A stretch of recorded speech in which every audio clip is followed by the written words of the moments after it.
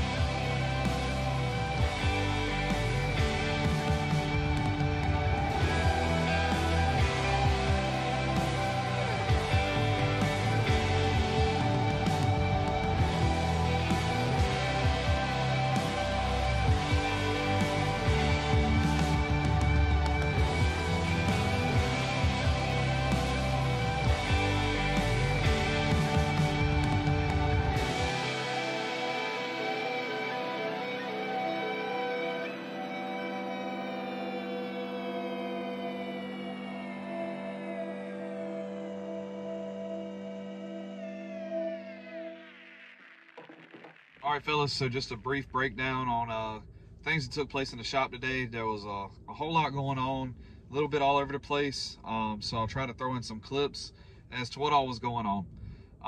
To start off the video, you saw we took AJ's truck out, did a little data log session with it to send over to Ryan. The truck ran pretty good, it spooled up pretty good for his first time trying to launch it.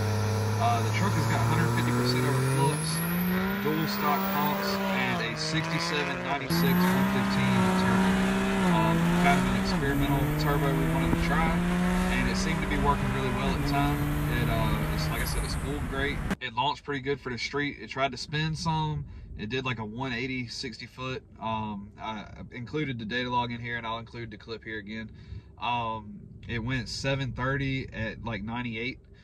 So it was really good to be on 22-inch wheels. It was still on a moderate tune, and no data logs or anything to try to, you know, get the tunes where they need to be, no revisions or anything.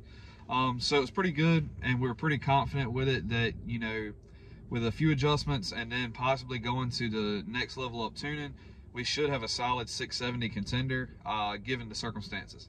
Then, as you saw later in the video, the turbo ended up not living. I wasn't with him when the turbo failed. We had to go pick him up, and brought the truck back. So what ended up happening is the nut ended up backing off of the compressor wheel. It shot the turbine out of the back of the downpipe.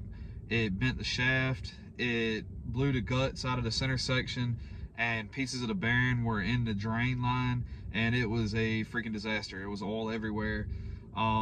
And so the best we can tell is the turbo might have got oversped.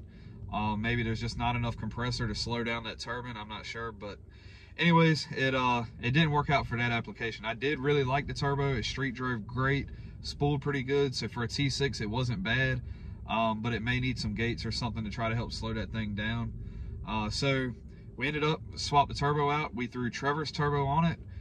Instead of throwing a 115 on it, we left the 132. So now this setup is a forced inductions 76, 96, 132 that we put on that same truck, with the same fuel setup as before. And it's got a 2200 stall converter, and it was a little slow spooling. I think it was like 15-second spool time, but again, for it being one of his first times trying to spool up a big single, and also on a pretty tight converter for a 132 housing, it wasn't too bad. I think with some data logs and some other things, it could you know, be revised and make it a little bit better, but not a big concern. Like I said, it's just a temporary turbo. He's got something new coming that we're going to try, and we'll see how it works out.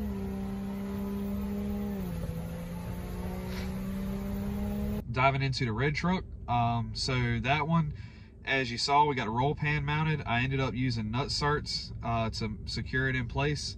It does still need a little bit of tweaking to get the adjustments right on it and make it sit flush with the body lines like I would like, but I'm not a body guy. I got it pretty decent, and it's gonna have to be taken off to be painted anyways, and also it's gonna be getting a new bed before too long, so all of it's gonna have to come back off and get remounted, but for now it looks pretty good. The exhaust is all buttoned up other than putting hangers on it. We ended up doing a 5-inch V-band from downpipe to the rest of the exhaust, and then just a regular bands type clamp to the back side of it. But all of it's buttoned up and tied together now, so he's got a full exhaust system.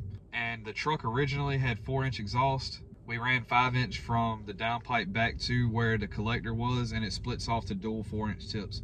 Also on the rear end, we went ahead and threw a set of Bilstein shocks on it for the time being. We're waiting on, we ordered a set of Vikings for it we're going to throw on, but they've got about a 3 to 4 week lead time, so we're just going to do that for now. And then also we had to do a little work to the rear brakes. Up front, we went ahead and put the coil buckets back in, I guess is what you call it, the little insulators, and put the springs back in. We cleaned and painted those. We cleaned and painted the front of the frame and got all of that put back together. Waiting on getting the front shocks back in, and then the front end will pretty much be buttoned up as far as suspension goes. The truck is sitting a little bit high on the passenger side, but we're gonna try to drive it a little bit, see how much it settles, and then we'll make some tweaks if we need to. I went ahead and finished up the wiring. We had to run, had to extend a few wires on the passenger side for the headlights and stuff for the way that I had routed everything, and then also for the ABS sensor, so did that and got all that cleaned up and buttoned up. The fender's back on. the antenna wire plugged back in, all that. The front clip is pretty much done. We do have to swap out the grill and put the front bumper on, but that's, you know, small things we're going to be doing in the week coming up. Also, while we were at it, went ahead and mounted the new coolant reservoir, the overflow tank, whatever you want to call it. Ended up mounting that over kind of in the factory location, but went ahead and again used nutserts on that to secure that in place. And I think the final thing that we had going on, we went ahead and swapped out the manifold bolts with a set of stainless ones and finished up the intake piping and intercooler piping, and that stuff just has to be welded out. So anyways, that's a pretty brief description on all the things going on. I'm sure there's a few things I forgot to mention, but that pretty much sums it up. But anyways, the game plan is this week coming up, wrap up the last few things that are needed to be able to drive the truck and take this thing for its first joyride. So hopefully the next video we'll be driving this thing, and it looks pretty promising. Just a handful of really small things that will actually stop us from driving it. And then after we get test driving it, as long as nothing major shows up, a handful of really minor things to just get the truck 100%. But anyways, it's getting really close, and I know I keep saying that, but you know the saying, the last 10% of things take 90% of the time, it seems like. So wrapping up these handful of small things to get this truck done 100%, and soon it'll be out ripping. So anyways, thank you guys for watching. Sorry if I missed anything. If you have any questions, feel free to reach out. But until next time, see you guys later.